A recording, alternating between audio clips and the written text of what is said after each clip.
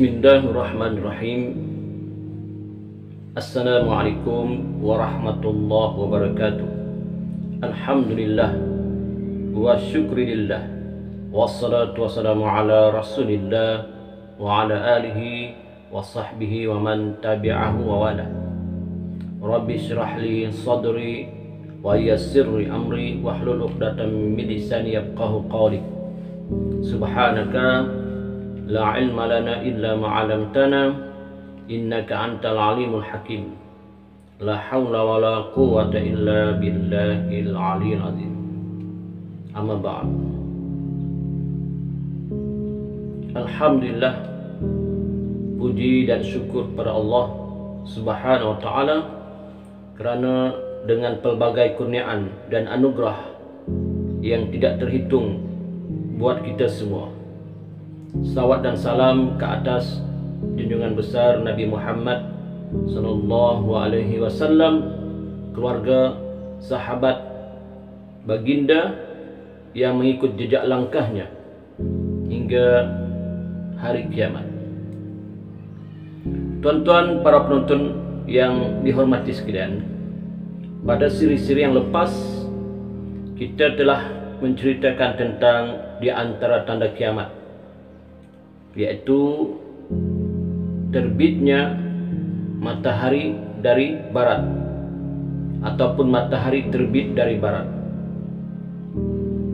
Yang mana matahari terbit dari barat ini, ketika itu pintu taubat telah pun ditutup oleh Allah Subhanahu wa taala. Tidak ada gunanya lagi pintu taubat ketika itu. Memohon, menangis, berdoa, ya, bermunajat, merayu kepada Allah ketika itu sudah tidak berguna lagi. Orang yang melihat ketika matahari terbit dari arah barat itu, kemudian barulah mereka insaf dan sedar dan bertobat, sudah tidak berguna lagi. Ibarat nasi sudah menjadi bubur. Nasi telah menjadi bubur, maka sudah terlambat. Kerana apa? Kerana sebelumnya datanglah pendakwah, datanglah guru-guru, datanglah ustaz dan ustazah, memberi nasihat, memberi pengajaran, memberi ilmu.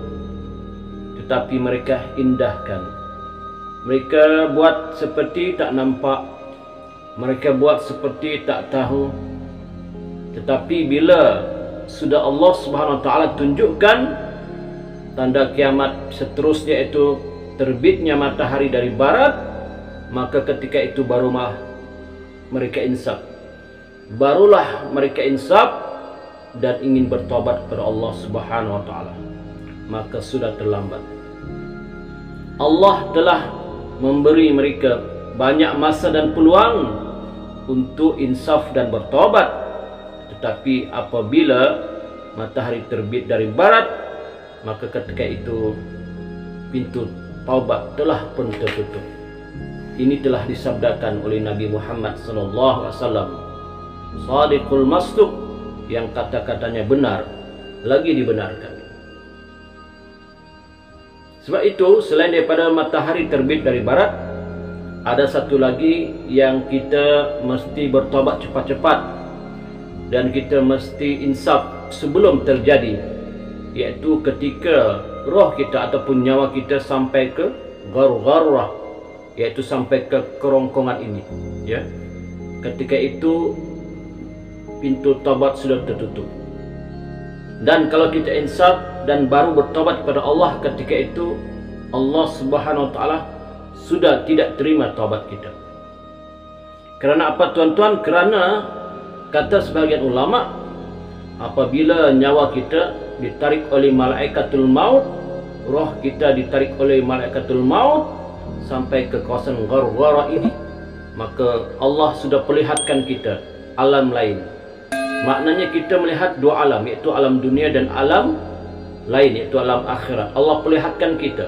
Bahkan kita ketika itu sudah nampak wajah malaikatul maut yang sebenar, wajah malaikat Israel pencabut nyawa yang sebenar. Bahkan kita dapat melihat perkara-perkara yang sebelum ini tidak pernah kita lihat dengan mata kasar kita ketika di dunia ini. Dan sebab itulah manusia ketika itu insaf, kerana ia telah melihat alam lain, alam akhirat, ya, yang dinampakkan, digambarkan, diperlihatkan kepada mereka. Subhanallah. Berbalik pada cerita kita tentang tazkirah pada kali ini, iaitu kita sambung lagi di antara tanda-tanda kiamat 10 itu. Di antara tanda-tanda besar kiamat 10 itu yang disebut oleh Nabi dalam hadisnya, yaitu 10 tanda besar kiamat. Maka selepas matahari terbit dari arah barat, maka ketika itu manusia pun yang telah insaf dan sedar berduyun-duyun untuk bertaubat. Bahkan ketika itu barulah mereka mencari guru, barulah mereka ingin menunaikan salat, barulah mereka ingin membaca Al-Quran, tapi sudah terlambat ketika itu.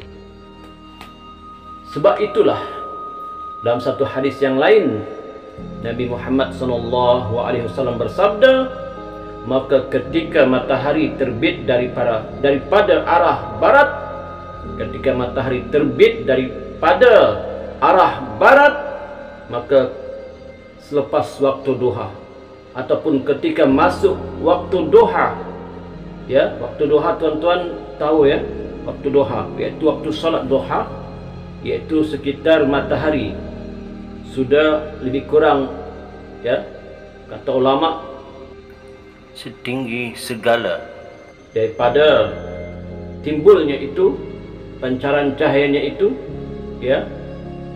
Maka ketika itu masuk waktu duha, maka disebut dalam hadis, kata Nabi, ada satu makhluk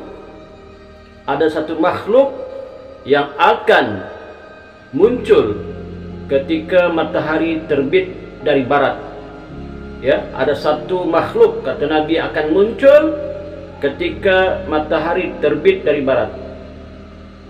Ya, sama ada ia muncul bersamaan dengan terbit matahari ataupun selepas masuk waktu duha.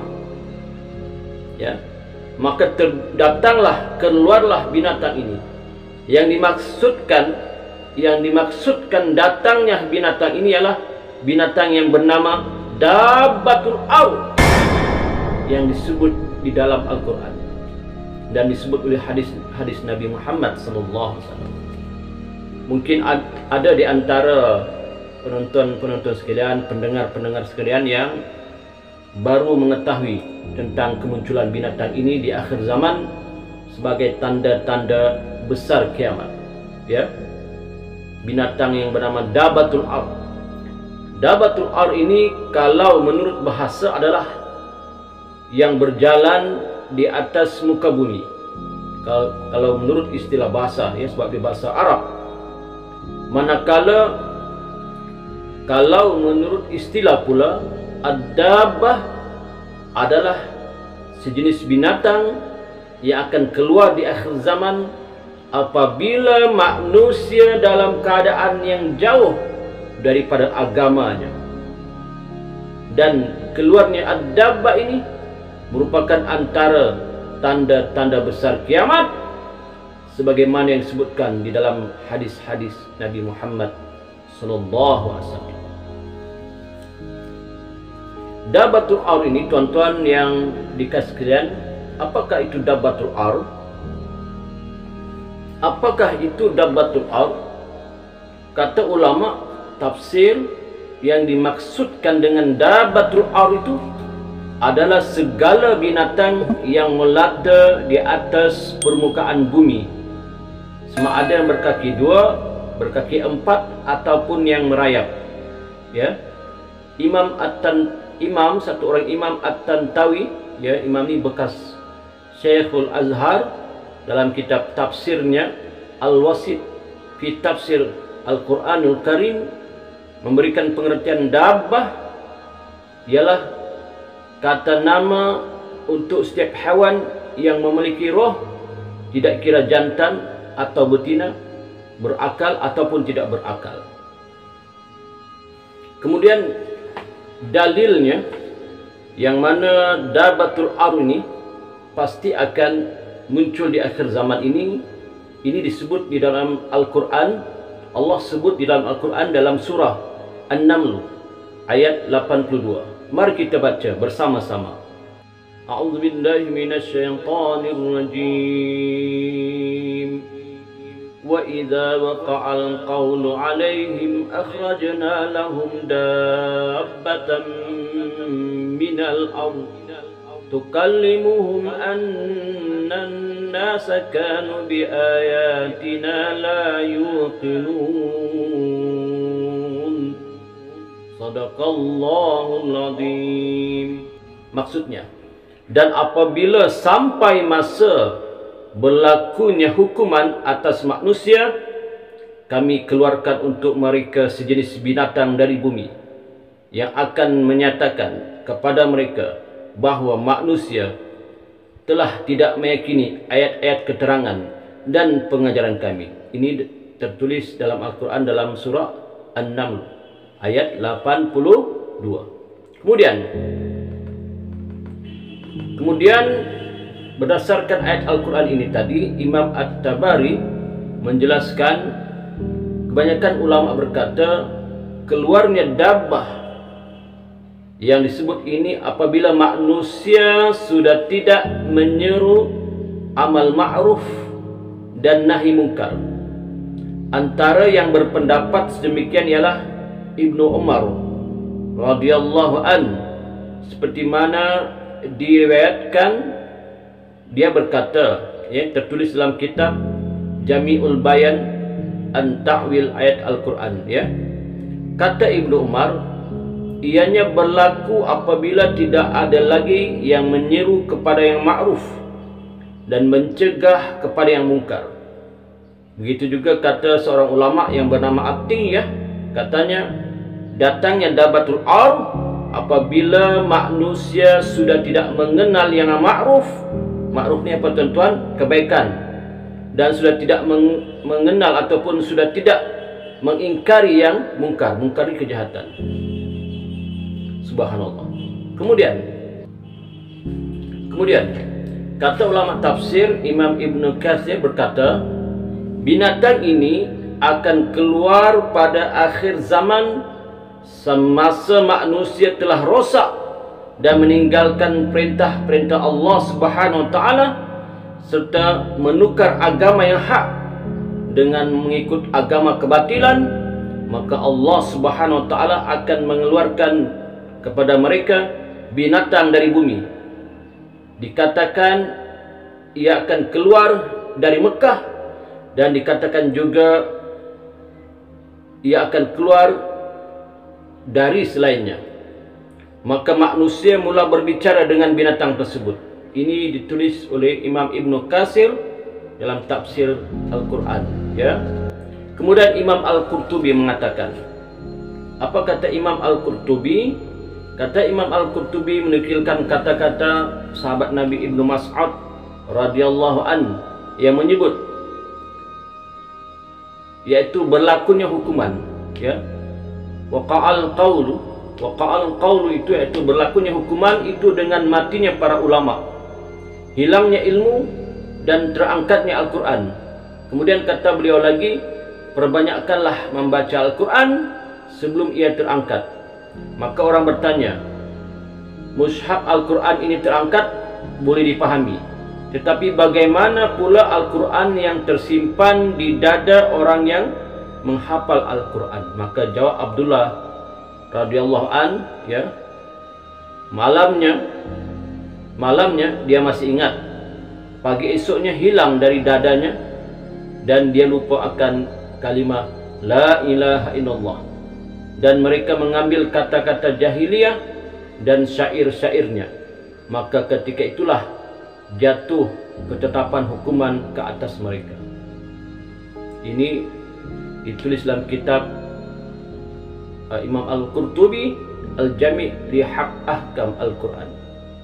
Seterusnya tuan-tuan, seperti mana hadis yang pernah kita sebut sebelum ini, yaitu hadis yang diriwayatkan oleh Sayyidina Abu Hurairah radhiyallahu an, ya, Nabi Muhammad sallallahu alaihi wasallam bersabda, "Asun idza kharajna la yanfa'u nafsan imanuhum lam takun amanat min qabl aw kasabat fi imaniha khaira tulu'us syamsi min maghribiha wad dajjal wad dabatul ard." Hadis yang diriwayatkan oleh Sayyidina Abu Hurairah radhiyallahu an, katanya, tiga perkara apabila ia keluar tidak akan memberi manfaat akan iman seseorang itu yang sebelumnya mereka itu tidak beriman, atau sebelumnya mereka tidak berusaha untuk melakukan kebaikan pada imannya. Tiga perkara itu adalah terbitnya matahari dari barat, keluarnya Dajjal, dan juga dabatul ard. Ya, ini hadis sahih riwayat Imam Muslim. Kemudian hadis yang lain juga, kata Nabi, yang kita sebut sebelum ini, kita ulang balik sebagai ingat-ingatan kita, insyaallah, ya. Kita memohon dapat keberkatan dari membaca hadis-hadis Nabi Muhammad sallallahu alaihi wasallam ini. Kata Nabi, "Badiru bil a'mali sittah. Badiru bil a'mali sittah. Tulu asyamsi min maghribiha awid dukhan wid dajjal awid dabat aw khassah ahidukum aw amral amma." Maksudnya, bersegeralah dalam beramal sebelum datang 6 perkara. Terbitnya matahari dari barat, asap, yakni ad-dukhan, dajjal, ad-dabbah, perkara khusus daripada kalangan kamu, yakni kematian, dan urusan umum, yakni kiamat. Hadis sahih riwayat Imam Muslim. Seperti yang kita sebut tadi dalam hadis yang pertama, yaitu bilakah waktu dabatul ard ini muncul, ya, ke bumi ini, yaitu seperti mana yang disebut dalam hadis. Kita baca hadisnya, ya, hadis tentang kemunculan dabbah dan waktu dia muncul. Kita baca hadisnya, "Inna awwala ayah khurujan tulu'ash syamsi min maghribiha wa khuruj dabbah 'alan nasi duha wa ayyuhuma ma kanat qabla sahibatiha fal ukhra 'ala isriha qariba." Maksudnya, sesungguhnya tanda-tanda kiamat yang pertama kali keluar ialah terbitnya matahari dari barat dan keluarnya binatang dabbah kepada manusia pada waktu duha, ya, pada waktu duha. Ini kata Nabi dalam hadis.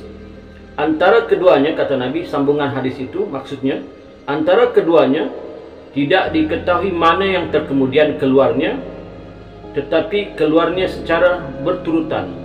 Yang satu mengikuti yang satunya dalam jangka waktu yang singkat, kata Nabi. Ya, ini disebut dalam hadis Nabi Muhammad sallallahu alaihi wasallam, riwayat Imam Muslim.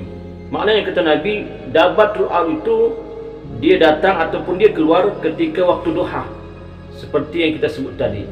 Dan disambung oleh Nabi lagi, turunnya, terbitnya matahari dengan keluarnya dabatul ard ini berturutan, ya, berturutan, dan tidak diketahui mana satu yang mendahuluinya dalam masa yang singkat.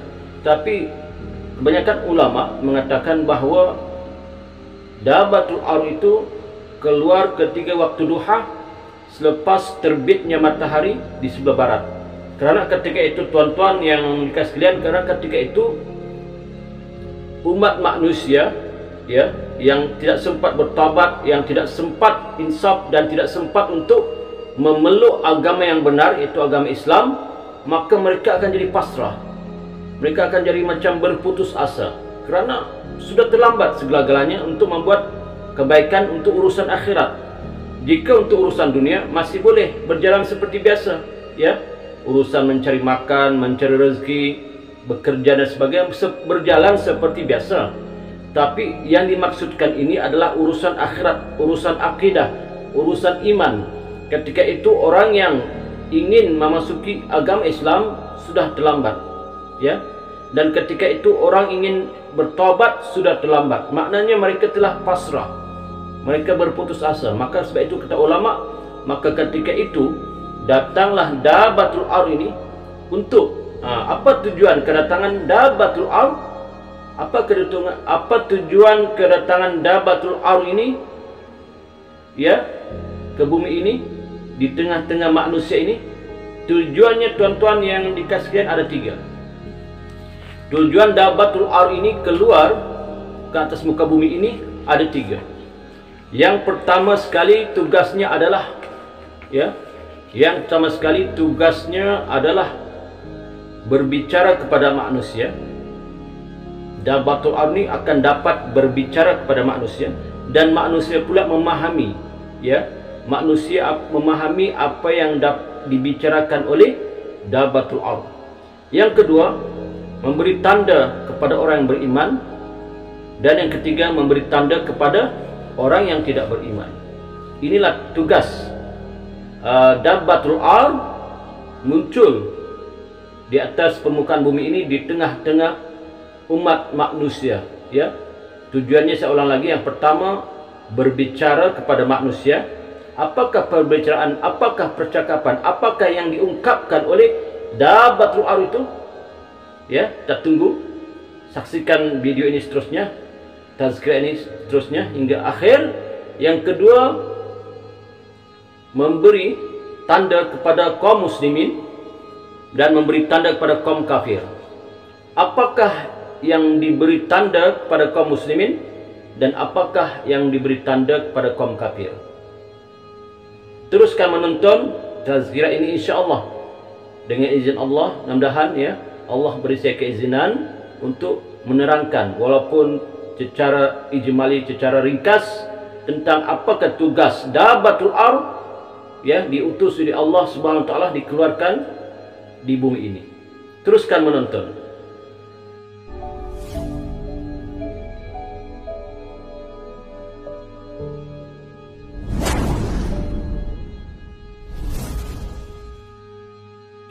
Tuan-tuan yang dikasih sekalian, disebut di dalam kitab Al-Kabir, yaitu Al-Kabir ini kitab karangan Imam Al-Bukhari, Imam Hadis Al-Bukhari, mengatakan bahawa binatang melata akan keluar. Binatang tersebut akan meninggalkan tanda bekas di hidung manusia. Kemudian manusia yang terkena itu akan bertambah banyak, sehingga ketika seorang lelaki membeli unta dan ditanya, "Dari siapa kamu membeli unta ini?" Dia akan menjawab, "Dari salah seorang yang bertanda di hidungnya." Subhanallah. Bermakna binatang ini, Dabbatul Ard ini, bila dia muncul kelak, dia akan menjumpai setiap manusia. Maka manusia itu tidak boleh lari. Ya, di mana ada manusia, di situ ada Dabbatul Ard. Ya, tujuannya adalah menanda siapakah yang beriman, ya.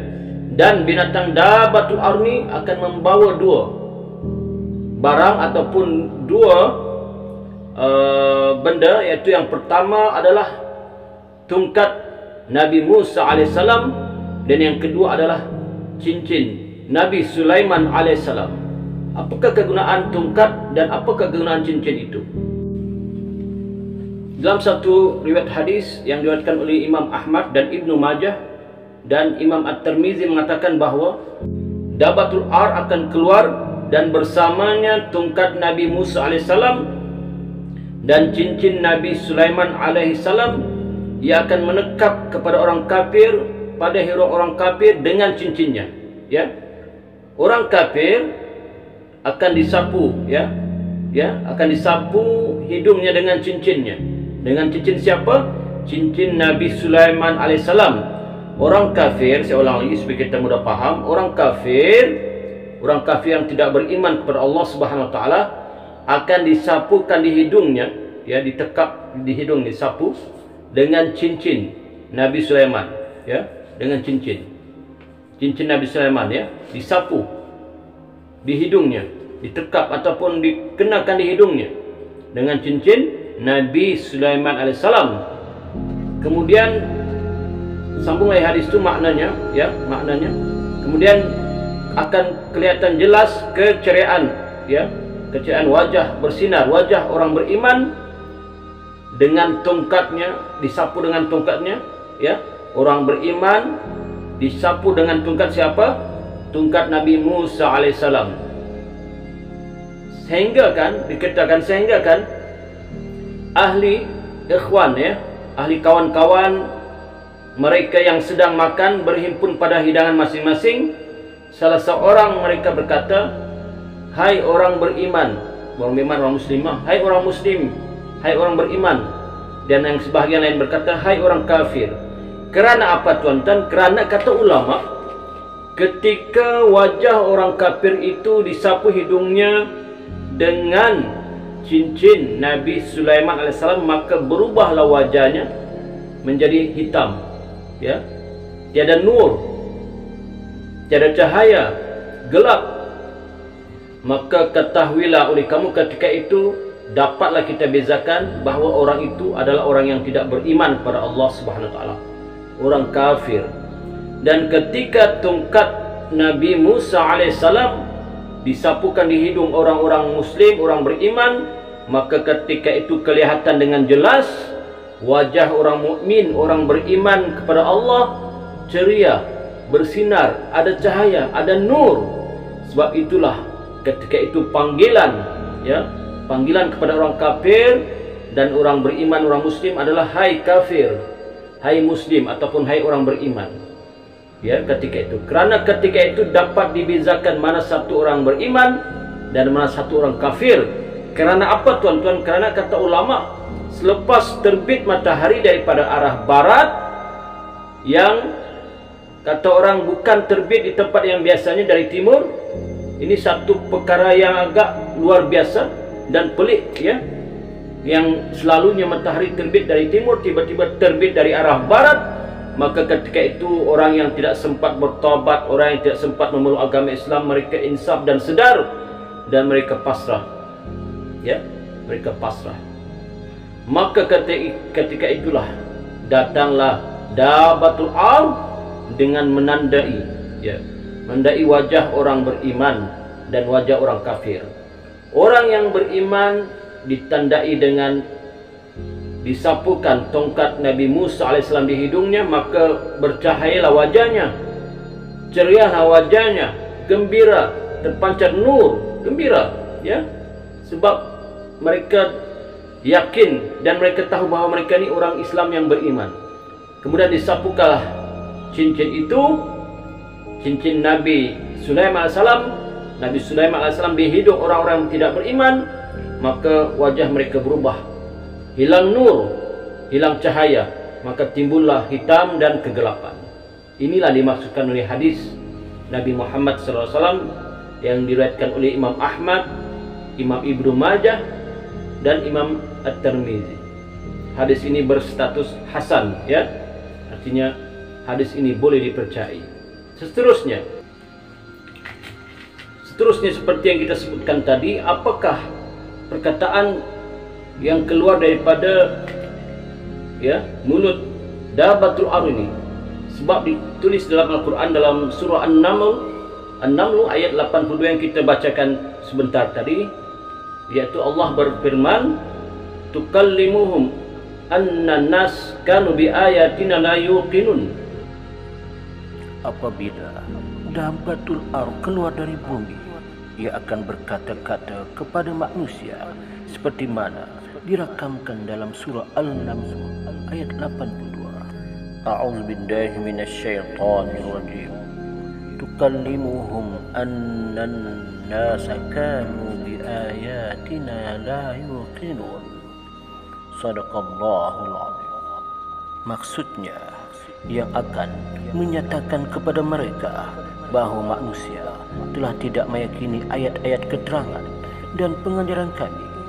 Surah An-Naml ayat 82. Para penonton yang dikasih sekalian, para ulama telah menukilkan ataupun para ulama telah menulis akan ciri-ciri ciri-ciri Dabbatul Ar ini.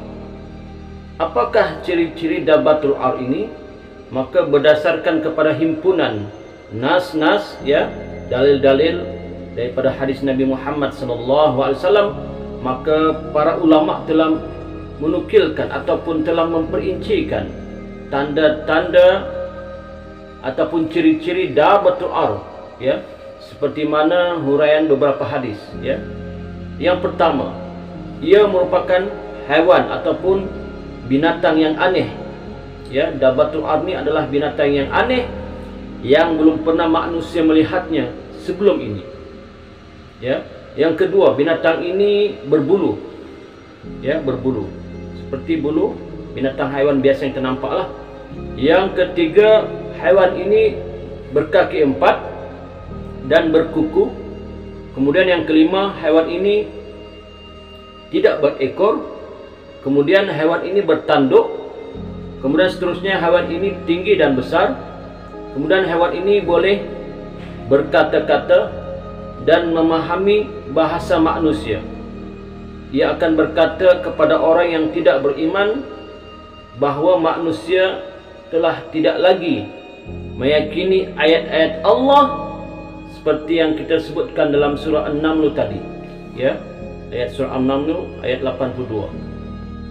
Kemudian para penonton yang dikasih sekalian, di manakah tempat keluarnya Dabbatul Ar nanti?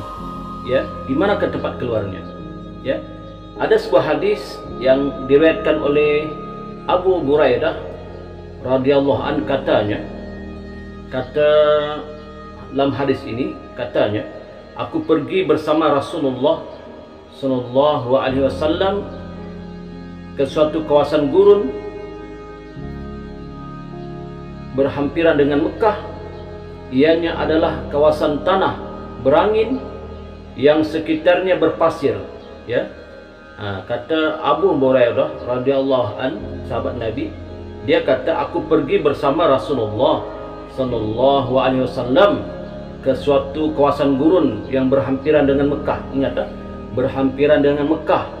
Ianya adalah kawasan tanah berangin yang sekitarnya berpasir.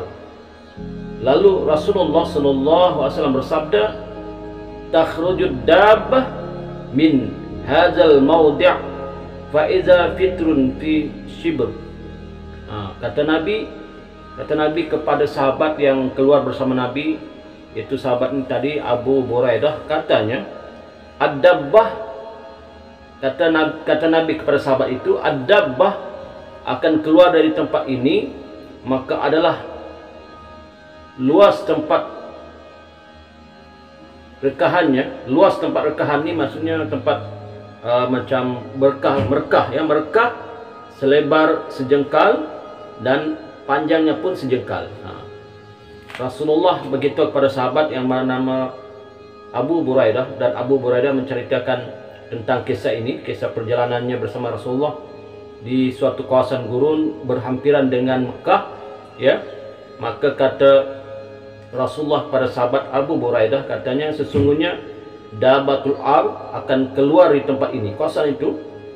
Maka kawasan yang ditunjukkan oleh Nabi itu merekah, yang dari rekahannya selebar sejengkal dan panjangnya pun sejengkal.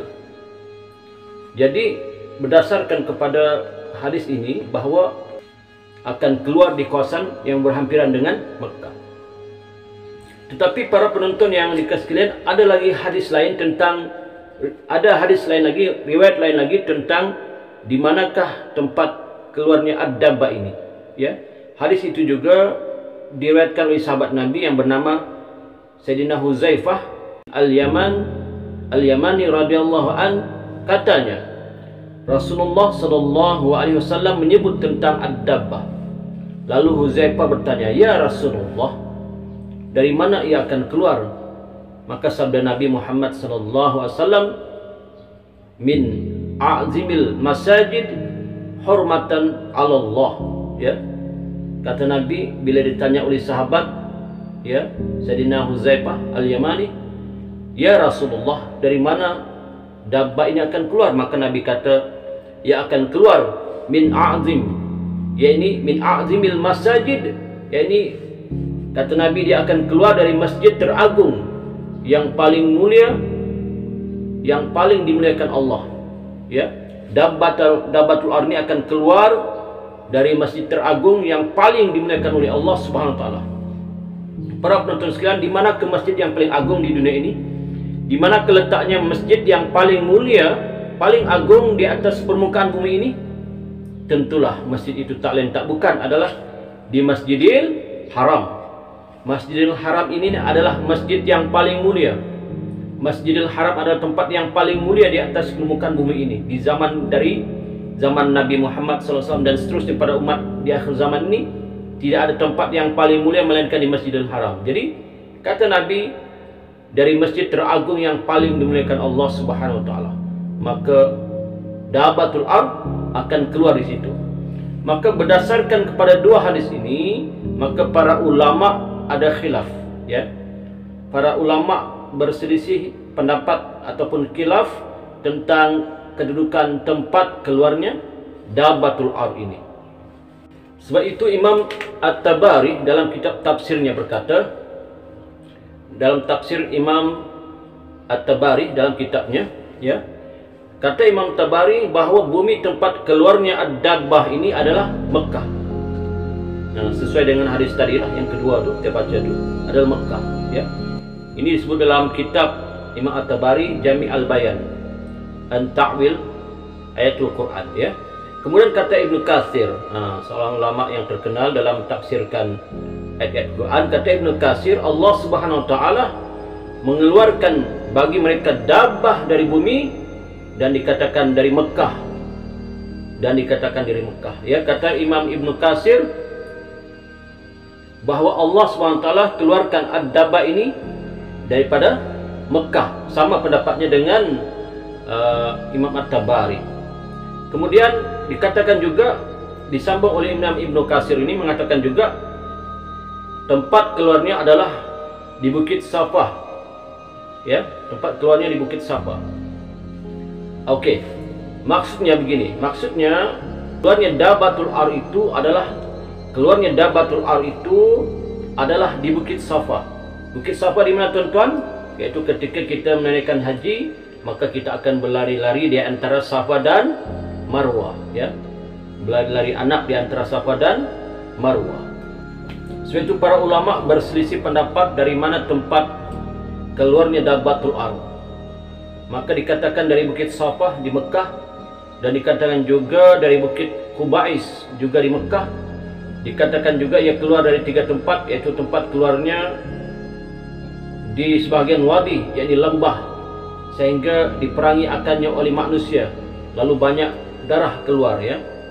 Kemudian dia bersembunyi dan ia keluar di Qura. Kemudian ia keluar di masjid terbesar dan paling mulia, yaitu Masjidil Haram.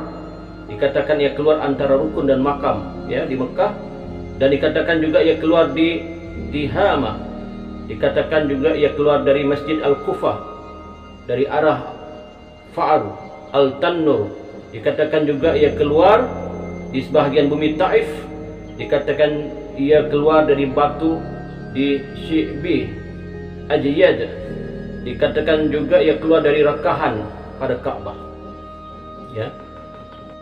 Mengikut Ibnu Abbas radhiyallahu an bahawa ia akan keluar dari sebahagian lembah Tihama, dan mengikut riwayat Abu Hurairah, Ibnu Umar dan Ibnu Amr dan Aisyah radhiyallahu anha, ia akan keluar di Ajiyad yang terletak di Mekah. Maka sebagai kesimpulan, kebanyakan pendapat ulama menyebut bahawa dabbatul ar akan muncul di Mekah.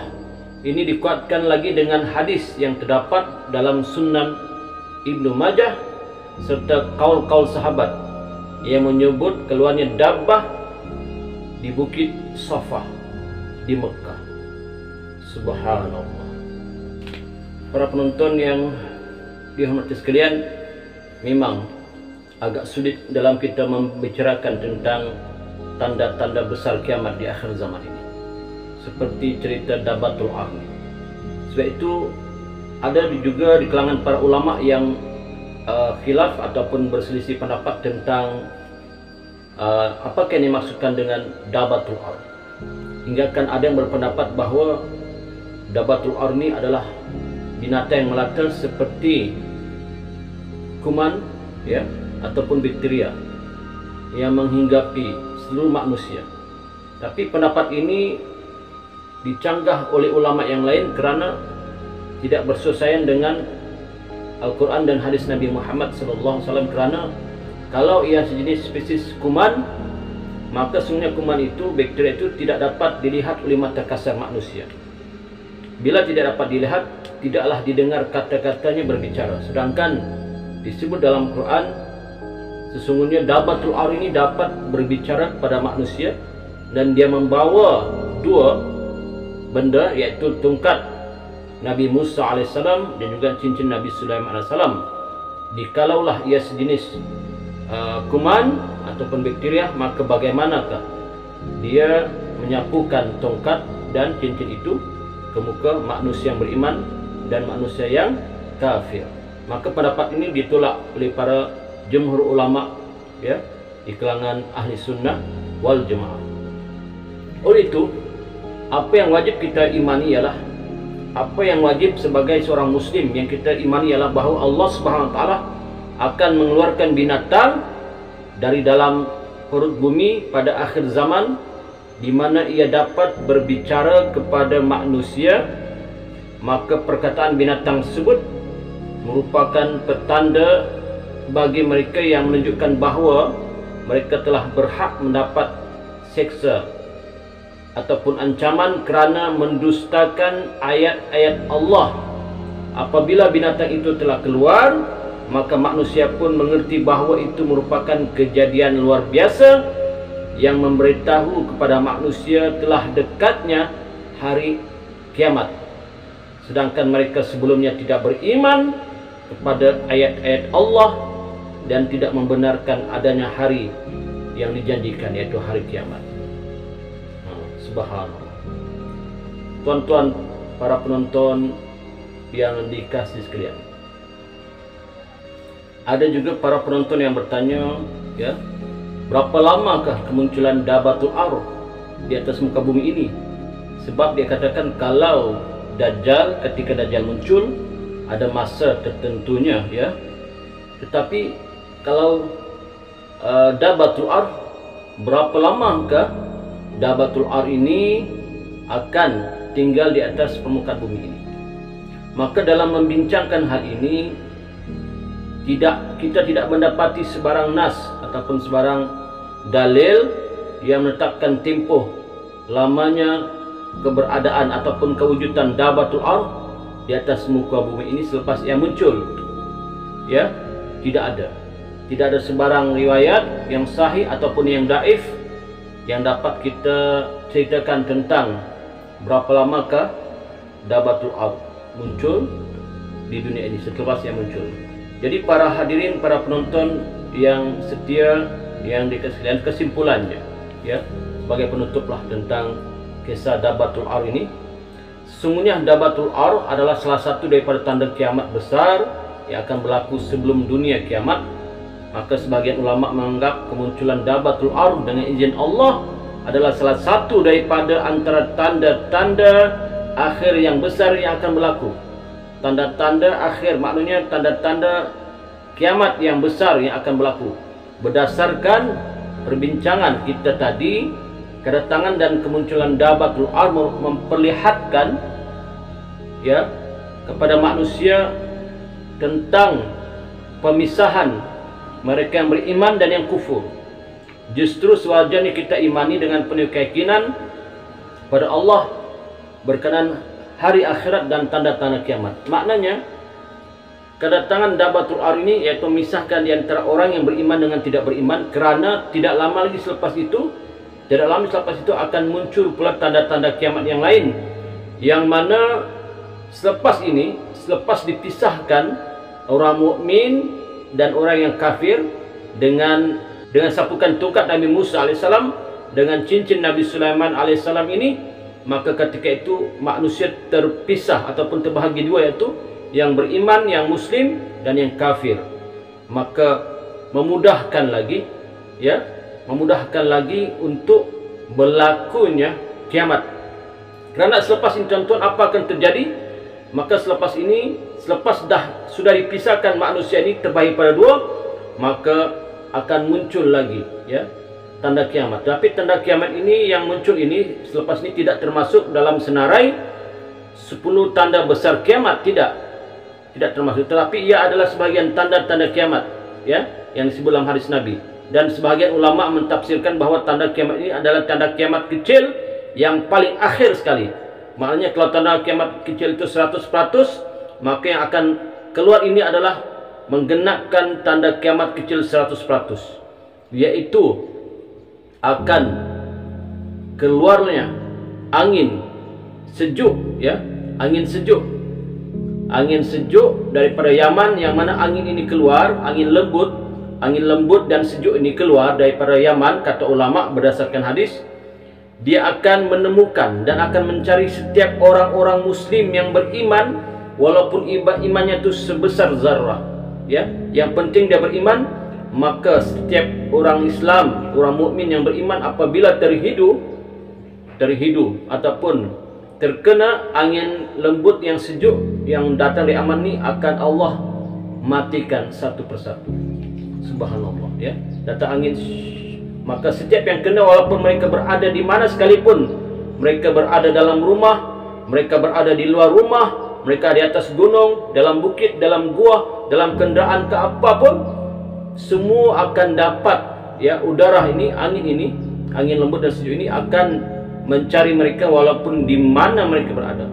Maka ketika semua orang beriman telah mati walaupun iman mereka sebesar debu, ya, maka ketika itu yang berada di atas permukaan bumi ini semuanya 100% adalah kafir, 100% adalah orang yang tidak beriman kepada Allah Subhanahu wa taala. Maka ketika inilah akan berlakunya kiamat, tanda kiamat yang seterusnya, yang ke-7, yang ke-8, yang ke-9, yang ke-10, yang mana tanda-tanda kiamat itu nanti kita akan huraikan insya-Allah dengan izin Allah dalam siri-siri tazkirah yang akan datang. Apakah yang akan terjadi kepada bumi ini selepas kaum muslimin, orang beriman ini telah dimatikan oleh Allah Subhanahu wa taala dengan terkena angin lembut yang sejuk dari Yaman? Apakah yang akan terjadi pada muka bumi ini melalui tanda-tanda kiamat yang besar yang 3 itu, yaitu yang ke-7, ke-8, 9, 10. 8, 9, 10 yang ketiga itu. Kita tunggu tazkirah yang akan datang insya-Allah. Mudah-mudahan dengan izin Allah, ya, Allah masih memberi saya kesempatan untuk membicarakan tentang ini, ya, dengan tujuan kita untuk sama-sama berkongsi ilmu. Moga-moga saya dapat kesedaran keinsapan dan tuan-tuan pun dapat kesedaran keinsapan, dan terusnya menambahkan amal ibadah kita kepada Allah SWT. Moga-moga kita menjadi orang beriman yang selamat di dunia dan selamat di akhirat. Cukup sekadar itu tazkirah teringkas pada kali ini. Yang benar itu semestinya datang daripada Allah Subhanahu wa taala, dan yang silap itu tentulah datang daripada kelemahan hawa nafsu saya sendiri. Ampun dan maaf, ya. Aqulu qouli hadza wa astaghfirullahi wa lakum lisairil muslimin wal muslimat. Fastaghfiru innahu wal ghafurur rahim. Assalamualaikum warahmatullahi wabarakatuh.